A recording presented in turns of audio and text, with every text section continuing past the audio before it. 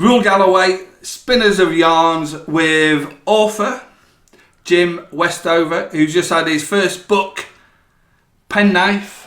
That's it. Published. Hello, Jim. How are you? Very good, Rob. Nice to meet you properly after speaking online. And so it's kind of like the podcast is really centres about subcultures of the 70s and the 80s. So where were you born? Where were you originally from? Originally I was born near Tunbridge Wells in Kent, and lived there till I was 5 or 6, and then moved to Essex, small village called Tollsbury, and then later briefly Colchester, and then by the time I was 7, Brightlingsea, a small town near Colchester on the coast, and I lived there till I was early 20s, running off. So Brightlingsea, that is where the book is based? Yeah, where most of the book is based, yeah. It's the character, young Jarrod, 16-year-old, leaves school and comes back to Brightlingsea from a boarding school. Yeah. So as I said, the book kind of mirrors your life to a point. Obviously, there's a bit of fiction to make it a bit more interesting. So, when did music become of interest to you? Very early on. I mean, I can remember probably buying the first records at aged 10, about 1978 or so. But I'd also been given like hand-me-down records and a record player, an old sort of one of those old things, gramophone things where you lift up the lid. So I had some records that weren't necessarily to my taste, but I had something to play, and then buying singles and stuff from about the age of 10, and ever since basically I've been into it, collecting it. So where would you buy your singles from? I was in Colchester, even Boots, for example, WJ Smith, those places, but also record shops, independent record shops in Colchester, one called Phase 1, I remember, Lion Records. Yeah, there's quite a few around, Parrot Records in Colchester, there was a few around at that time. So do you remember what the first ones were? I do, yeah. The first single I bought was not a great one, but it comes back to being into reggae later on, which is probably double A side, Brown Girl in the Ring and Rivers of Babylon by the Barren Knights, which is quite funny to say now. Yeah. In the Navy by the Village People, but this is very young. And then a bit after that, I remember getting the Great Rock and Roll Swindle, the soundtrack. 78. Yeah. Yes, that was probably the first LP that I can remember getting. Yeah. So I never owned the Bollocks, but I did own the Great Rock and Roll Swindle. Yeah, same here. Yeah. You know, so were you a punk then, or? I was interested in it. I was a bit too young to be a punk, but my uncle, who's only 6.5 years older than me, he lives in Tunbridge Wells, he was into it. So from him I was hearing the Sex Pistols, the Stranglers, the Undertones, the Sham 69, all of those bands around sort of late 70s. And he was a big influence because he would sometimes make a compilation cassette with some of those singles off it. And so, he was a big influence on my taste, basically. So I was aware of quite a bit of it, yeah. But later punk, not 77, more 79 onwards, I guess. What did you have to do then as a kid in Brightlingsea, as a young teenager? Playing football mostly, playing football nearly every day. Yeah. Collecting some music, and then when you had a bit of money or on the weekend, you get the bus to Colchester. Right. And buy records where you could wander around precincts and stuff like that, just taking in a bigger town really. But in Brightlingsea itself, playing football, swimming in the sea, also had an outdoor swimming pool there, riding around on bikes, that sort of thing. I mean, at that age, sort of from sort of 8 or 9 up to sort of 12, 13, I guess. Yeah. So when was there a youth club? Yeah, there was a youth club. I didn't start going to that because I was at boarding school from 11 till 16, so I was always a bit out on a limb, and I'd come back and have to catch up with my mates. I always felt a little bit left out, but there was a a youth club next to the school, which was 2 doors down from my house. So from age sort of 15, 16 or so, we were going to the youth club for a year or two, yeah. How was that then for you as an 11-year-old being taken away from your friends to go to a boarding school? How did you find that? I I didn't want to go. I was member protesting. I just remember being at the last school year at junior school and just feeling completely left out because everyone was talking to going to the senior school, which was in Brightlingsea as well, and talking about the sort of excitement around that, or how's it going to be, and the older kids, and thinking I'm not part of that, and why have I been picked out to go to a boarding school which I didn't want to go to. It was a state school, council school, so it wasn't private or posh or money involved or anything. But I was gutted really. I didn't want to go there, but I didn't want to go there. How were you then at school? At boarding school? As a pupil. Quite naughty, really. I think at the first year we were. That's when they still had corporal punishment, and actually the school I went to it was actually in the Sun and the newspapers around 1980 for having like really high record of caning kids. I don't know how they got hold of the records or who leaked it or whatever. So I did get caned, but I was sort of in fear of that really. When they lifted that the following year, I obviously that reduced my. I don't agree with corporal punishment, but that reduced my fear factor of teachers and stuff. I was quite naughty and later on getting suspended and quite rebellious, I guess. So you were then the Borstal with its features in the book. Yeah, that's like a young offenders play. I was in a young offenders youth custody centre later on. That was in 88. Yeah. Okay, and what age were you at this point? 19 then. 19. Yeah. I was got into some trouble and I was in a bail hostel for 6 months, and during that time I think I turned 19, and I was in a youth jail for 6.5 months, and I was 19 then. Yeah. So that because it's kind of like central point to the book. You've left school. Yeah. And you've gone back to Brightlingsea. Yes. Were you working at that point? So. Yeah, I was. I mean, how I've done it in the book, really, what I've fictionalised, I've sort of condensed what happened, and obviously with fictionalising, so it didn't all happen to me, but a lot of it did between sort of ages of 16 to 20 over 4 years. I've condensed that into 2 to make it a better story, a tighter story. So Jarrod, the character in the book, doesn't do much work, but in reality I did do more. I mean, I did a year YTS as a general builder, was basically labouring. Yeah. But I managed to scam that a bit because I was obviously, as you probably know, you were getting like £26 a week. I managed to claim 20 or 30 quid a week travel, so I was able to boost it to what I thought was a more fitting wage for doing, for labouring and shoveling and that for 30-40 hours a week. So I'd scammed the travel to get a bit more money. But I did a year YTS, and labouring was what I mostly did. And then later on, 18 odd, I worked in a factory, which is also fictionalised in the story, which was company in Brightlingsea. They got a contract from British Telecom to do the sort of plugs, where the sockets where it goes into the wall where you plug the landline in. And they just took on anybody pretty much, and I've sort of played with that a bit in the book. The idea that everyone was, not everybody was actually employable, even if there were lots of jobs going. So I also spent quite different periods on the dole, but that was work-wise. It was either labouring or factory. So then, because one of the features in the book is with regard to what we've done as well in the past week, is that you've got certain songs that kind of like marry with your time zones within the book. So you never you like punk, but you never became punk. No, I was never actually a punk. But interestingly, going back to my uncle again, JB, his name is. He ended up having a music shop in Tunbridge Wells for many years, and then one day I went down there and he was wearing like an anti-Noah League badge. And I was quite impressed because I'd read about them in Sounds and whatever. And he said, "Well, I know them. I'll introduce them to them." So I used to hang around his shop in Tunbridge Wells, and he said I'll probably turn up at some point. And obviously they didn't all turn up together, but PJ did, the drummer, and then Winston, who was a character, the bass player.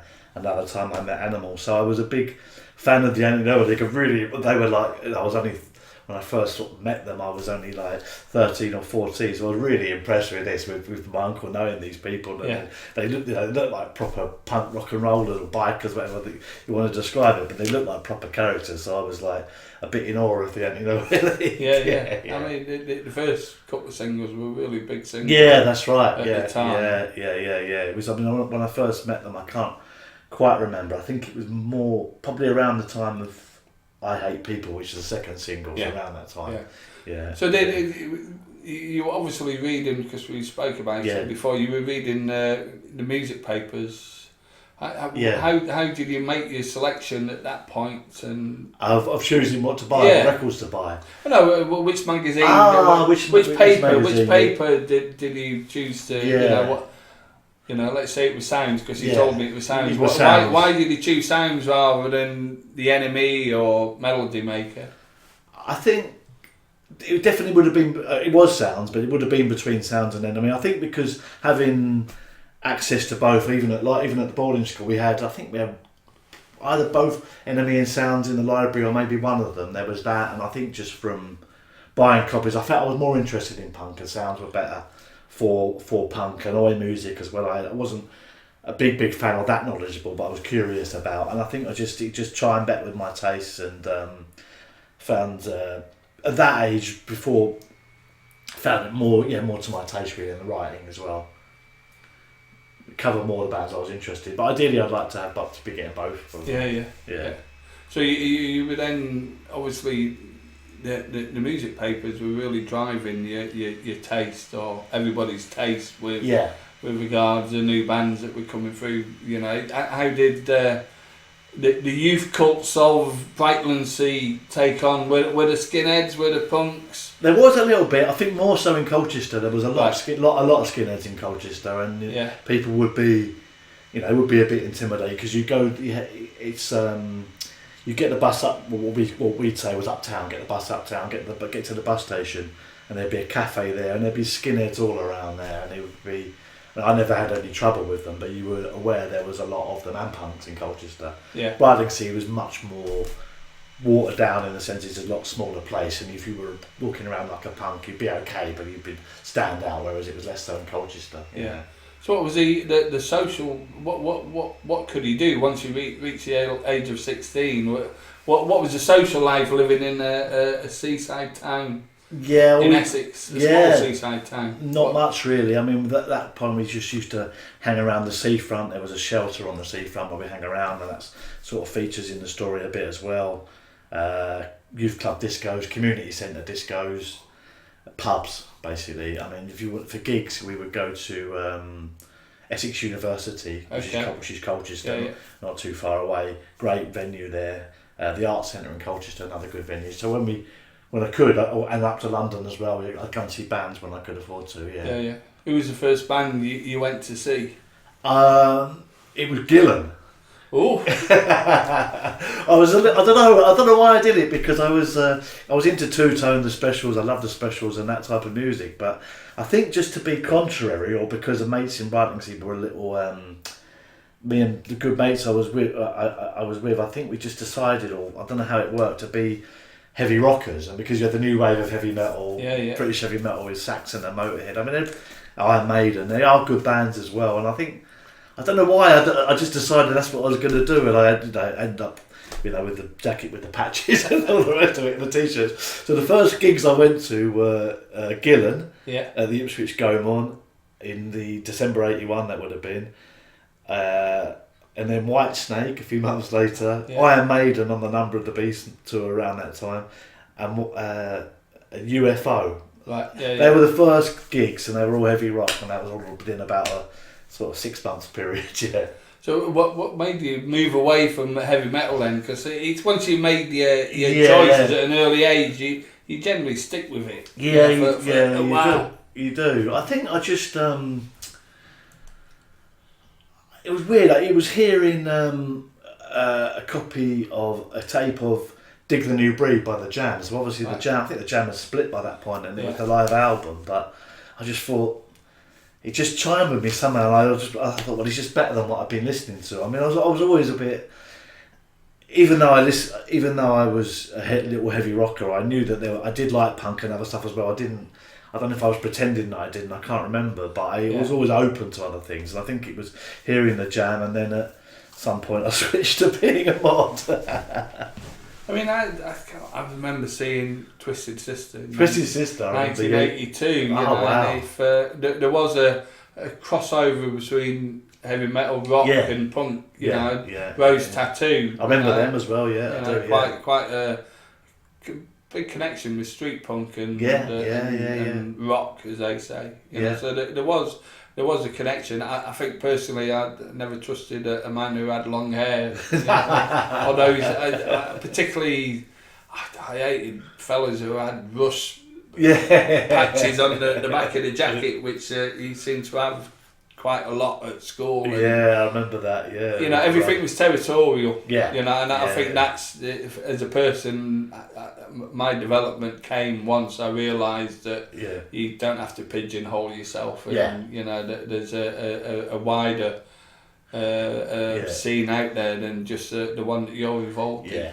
Yeah. So you switched from who was it the next live band then after UFO when you started to widen your taste?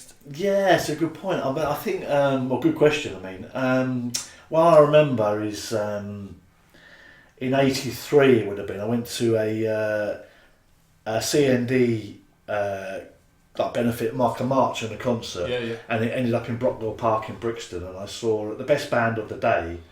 Most exciting was Clint Eastwood and General Saint, reggae, and I thought this was Stop the Train. That's Stop the Train, and they just had the crowd really going, and it wasn't the first time I'd heard reggae, but it was the first live experience of reggae. And Benjamin Zephaniah was there the same day, and I remember him performing. This policeman keeps kicking me to death with coppers around him, and it was quite a rough atmosphere. I thought, how brave have you got to be to do that? I was so impressed with that, and so I remember that concert, and then a bit after that, I think it may have even been that day or another. I think it was that day as well. The Style Council, I think their second ever gig, they played 2 songs and got a bad. They got stuff chucked at them by their fans of the Damned, so I remember that day well, and I became a big Style Council fan as well after being into Weller and the Jam. And, so I remember that, and another big a GLC festival also in Brixton with the Damned played, New Model Army. Hazel O'Connor was there, so that was another big one. Actually, sort of paying gigs, I don't remember for the next couple of years, and then I started really getting into the Pogues later on. That was around '86. So I was a big fan of the Pogues, and there would have been other bands at the university at Essex and Art Centre and stuff. But I've got a bit of a memory block on in between that sort of between sort of '84 and '86. I can't quite remember who I was seeing. But you know, which is central to the book. That's you're in Brightlingsea, and you then. You're maturing as a person, or maybe not maturing as a person, and you know the central theme of the book is that you, by association, you know, you land yourself into trouble, and you go into the. Was it Borstal? Sorry. Yeah, it was. Well, youth custody centre. Yeah, right. I think Borstals were sort of, they got rid of them around. Yeah, they obviously had the film Scum around 80. I think around 81 they got rid of them. 82. And they just called them something else. Yeah. So in the Borstal, you were given like a 6 to 2, they called it, I think, which was you could be there from 6 months to 2 years depending on your behaviour. Whereas when I was there, it was actually given a sentence. I was sentenced to 12 months, and you would serve half that and more if you were badly behaved, depending. Yeah. How did you weren't badly behaved because you were out after 6 months? Or were you? No, I did. I got into trouble. I got my nose broken in a fight, and that's in the book, or a version of it's in the book. So, and I was given an extra 2 weeks for fighting. So I was actually 6.5 months served. How did you survive then? For people that haven't read the book. In the prison? Yeah. I think. What I quite liked, I didn't like it there, obviously nobody would, but I think I'd always been even though I was from a small town, I'd always been travelling to London for gigs where I could, and Carnaby Street to buy mod clothes, and I was at a boarding school with people from all over Essex. I wasn't small town minded. In fact, I was interested in meeting new people and from different places. I think I got on because there's a lot of people there from London, and they, even though they sort of call you a bumpkin and stuff, they accepted that I was a bit worldly, not worldly as in streetwise, but more music-wise, and I knew a bit, and I think capable of interesting conversations. So you sort of get drawn to towards more interesting people, and I think that was part of it. Really, certainly wasn't from being tough or anything like that. Yeah. No. So do you think you were conditioned from boarding school? Definitely, that's a good point. I think that's it. There isn't that much difference. I think that it's crap food. Yeah. You're being bossed about. You've got to sleep in sort of in communal conditions. Just the only difference with boarding school is that you get to go home every few weeks, and you're not, in theory, you're not actually being punished. But I think so. I think because it was only like it was only 4 years after boarding school, I probably still had a bit of that. It wasn't such a shock to be having to live like that. Yeah. So do you think then, something that we did speak about, it reaches a point in your life where you think, what am I doing? Definitely, where am I going? Yeah. What's my life going to be all about? Was that at the point when you were at the in the youth custody? Youth custody. I think so. Yeah. I think at that point I thought I don't want to come back here. It did work in that sense. I thought I don't want to come back here. I mean, it took me a few years to.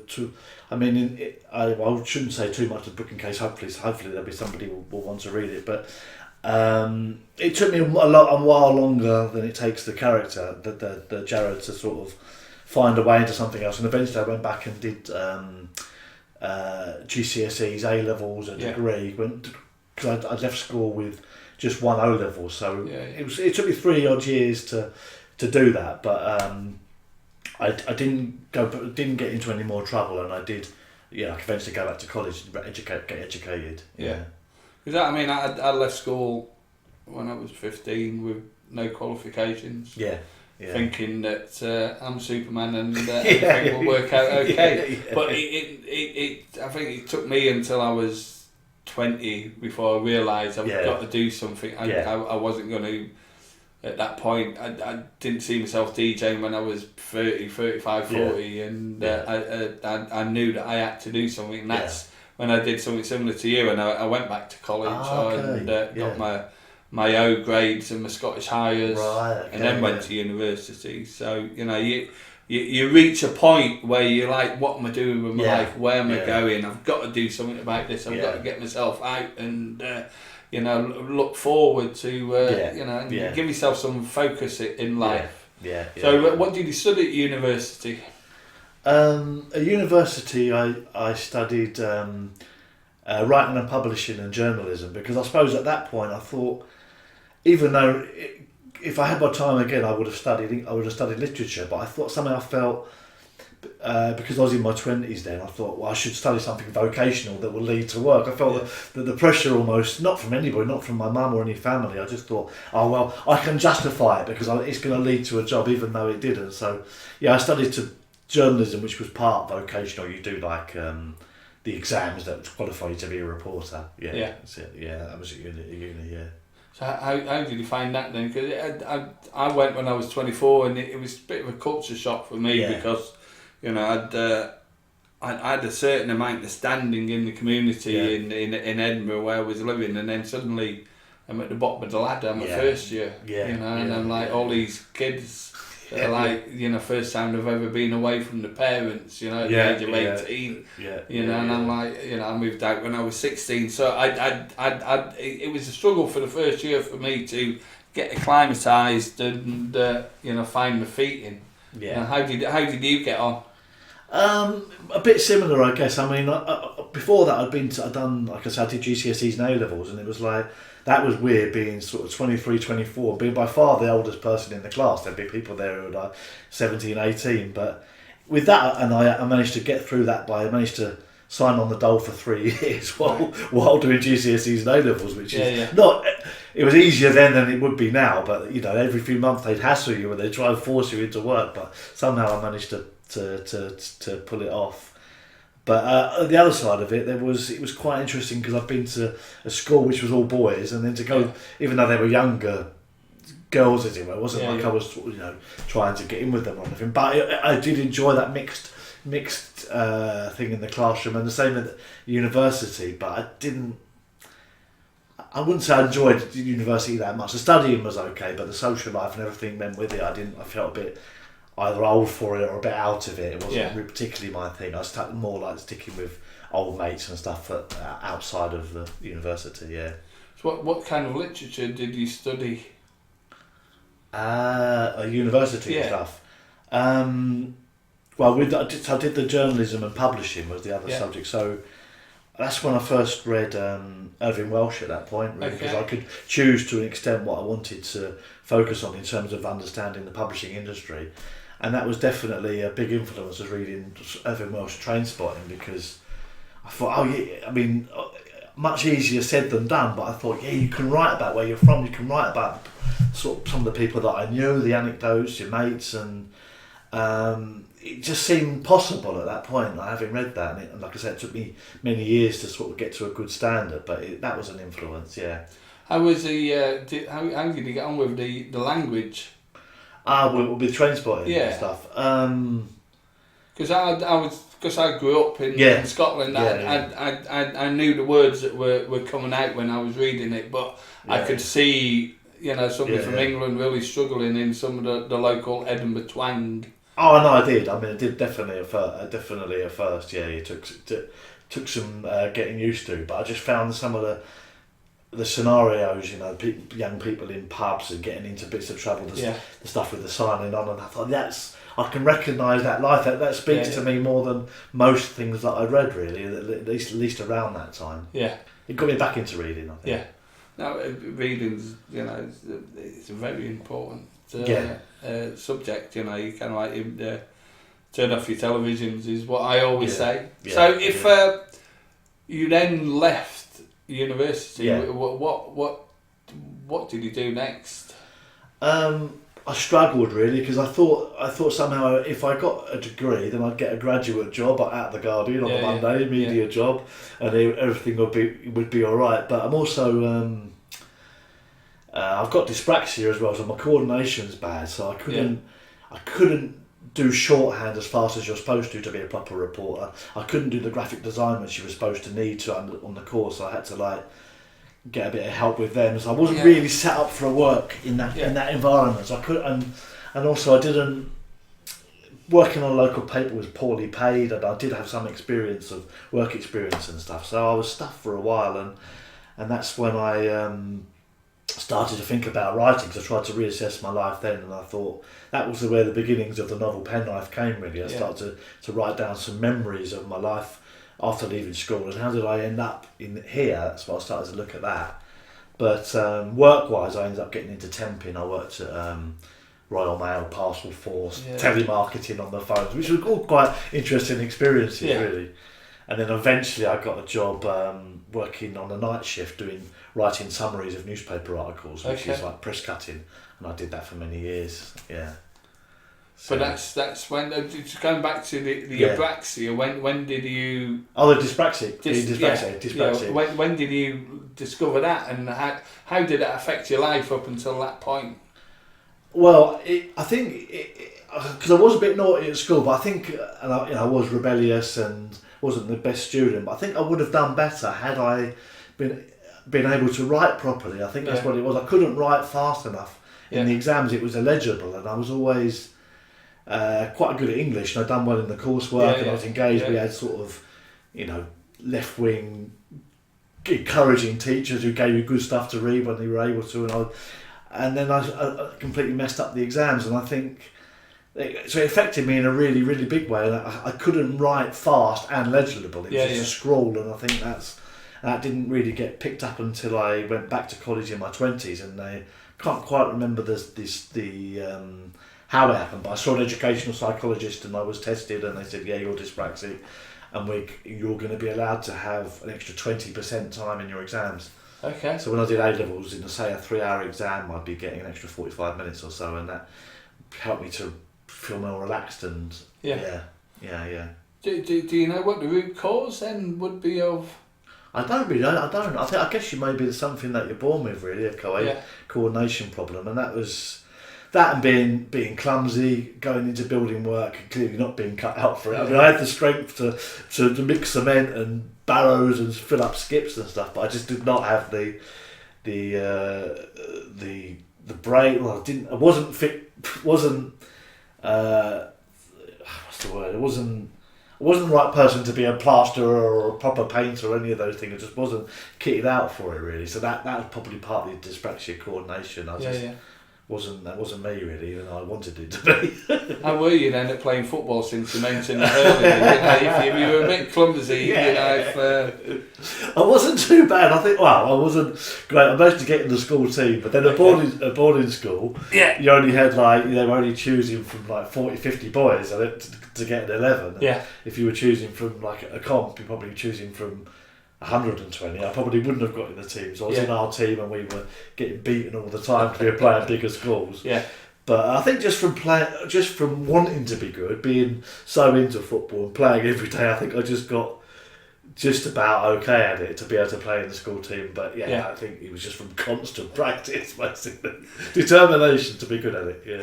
So it took you 17 years to write Penknife. Yes, is that right? From what you said to me. How did you set about writing? What was you decided you were inspired by Irving and others? Yeah. So you thought, I'm going to write a novel. How did you then go? This is how I'm going to structure it.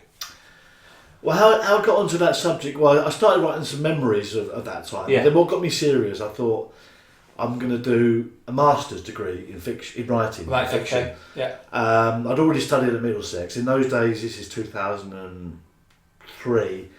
It wasn't impossible money-wise. You could afford it, but I got a discount because I'd already been at Middlesex. Yeah. And I'd written some poetry, I'd written some lyrics, and they invited me for an interview. And they said, well, you're very keen and everything, and your poetry's got some, it's okay, but you need to write some fiction, you need to write something. And I hadn't really written anything. So I went off and I thought, well, what can I do? So I wrote about a bail hostel, because I'd had that experience. And I thought, well, I've got a bit sort of, well, you won't know about that, even if the quality's not that great. Yeah. This is something, I'm going to bring you some news. You won't have read about a bail hostel because I hadn't, I'd never heard of that, and even prison novels and stuff. But I thought that halfway house thing, I thought you won't know that. So I did that, and then that got me onto the course. And then for the dissertation of the MA, I needed to do a few chapters of a novel, and I thought that the bail hostel bit was clearly the middle of the novel, and my original idea was, how did I end up in that trouble? So it's like, where do I start? And I thought, well, leaving school would be the moment, really.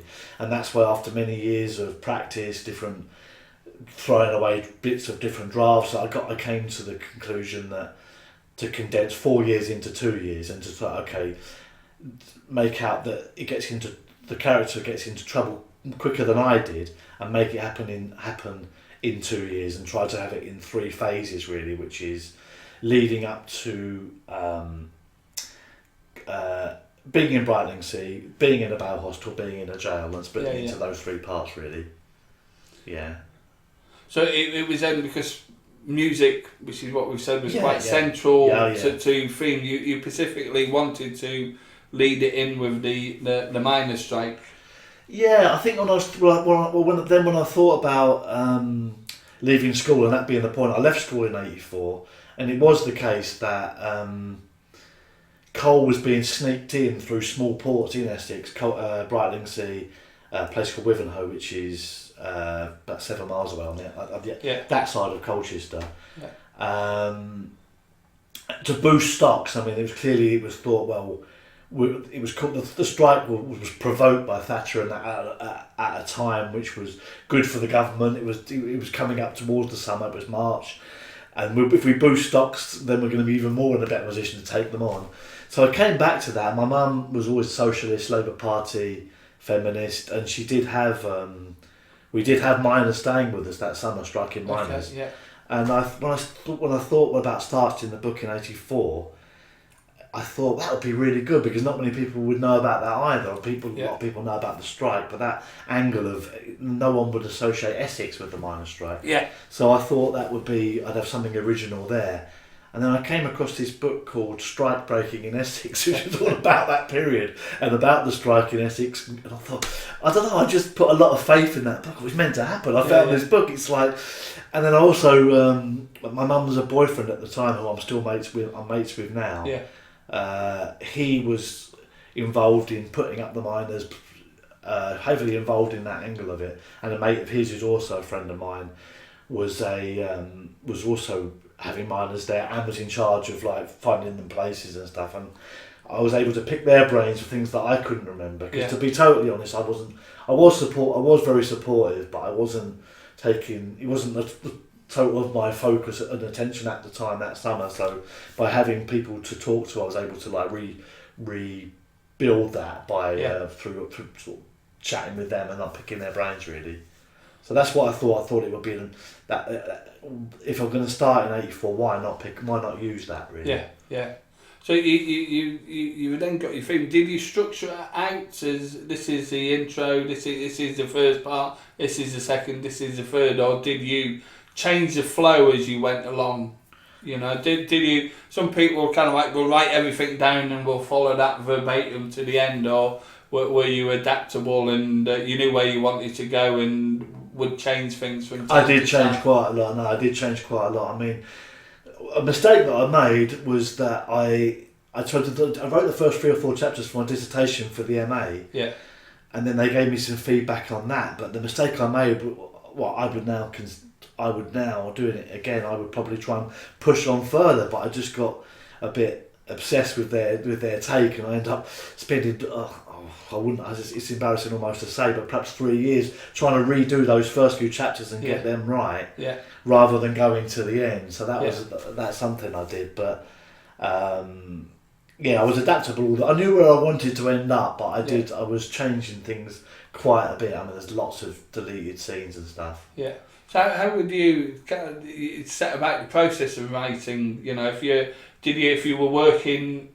Did you say I'm going to write at a certain time of the day, or you know I'm going to do 2 hours a day? How did that get about? Because 17 years is quite a long time to write a book. It is. I mean, I was working, like I said, I was working night shifts, 7 nights on, 7 nights off, and it's like, in theory, that's a good. It's like because you then got a week off to write and whatever, but it's much harder than that sounds, because you come off 7 nights, it takes you 3.5 days to feel normal again. So really you're feeling normal 3.5 days a fortnight. And that's the time I was trying to squeeze in the work to. Yeah. The writing. So I think that's partly why it took me so long. But then I come off the nights in 2013, and I was working more with my brother, self-employed. And that's when I was able to form a much better routine, because it's like you weren't shopping and changing from night to day all the time. Yeah. I was working quite a lot from home, so that's when I got into a proper routine of getting up early and writing before work, and then at weekends as well. So that's when I really started to make some progress. Yeah. So when did you finish the book? I finished in 2021. Okay. Yeah. That's when I was. My partner's from Spain, from a small village in Spain, and I spent quite a lot of time in the lockdown there, and that's a really good place to focus and to write. And then I think the summer of 21, it was like I just got my head down for like 3 or 4 months, and just worked on the final draft, and finished around September odd. I thought, and that was it. And then I spent a few months going to agents and publishers, even though I knew that was so hard to get anywhere that way. I thought I'd try it.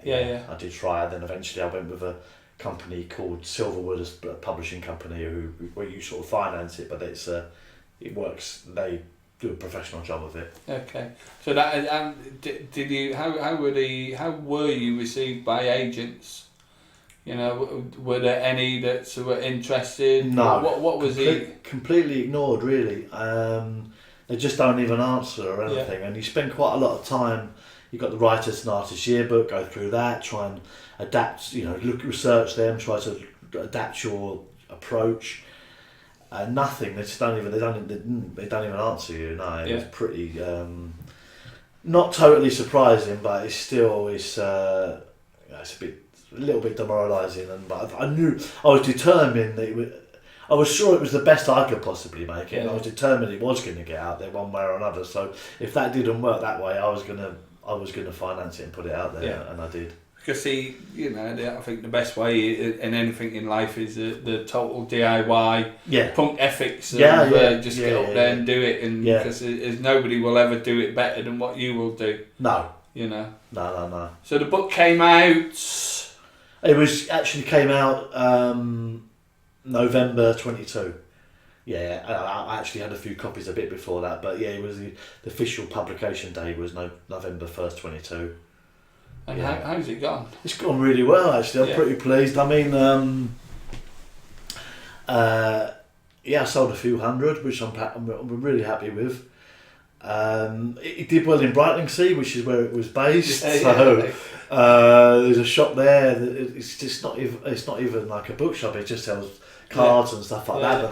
But they've sold at least 40 through there. I've sold quite a lot myself through publicising it on social media and links through Facebook and people in Brightlingsea, but also other people who who don't know me at all. So it's just had a reasonable reach, considering I haven't had any professional help and I haven't paid for any advertising or anything like that. Yeah.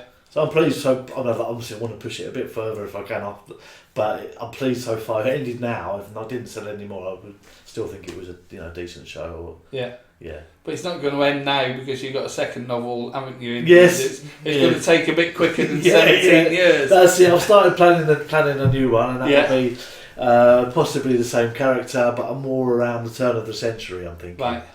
Because I haven't spent, much as I enjoy looking back at the 80s, having spent so much time in that period researching, thinking, I wouldn't want to just jump forward a couple of years. I'm thinking more jumping forward 15 odd years around the turn of the century. Before, I like this idea of having one foot in the old world, one foot in the new technology world, and that sort of as times are changing in that way. Really, I think that's part of what I'm looking at getting at. Yeah. Thank you, Jim, for your time. Thanks a lot, just to tell people where you can buy the book from. Yeah, you can buy the book if you can contact me directly, which probably the best way is a Facebook page, which is Penknife Novel Jim, or find me on Facebook, Jim Westover. Website penknifenovel.com, which has got my email address and other details. You could also order it from any bookshop. Amazon if you're that way inclined, but I'd rather you could probably the last resort. But it can be got from any of those places. Thank you, Jim. Thanks a lot, Rob. Really enjoyed it.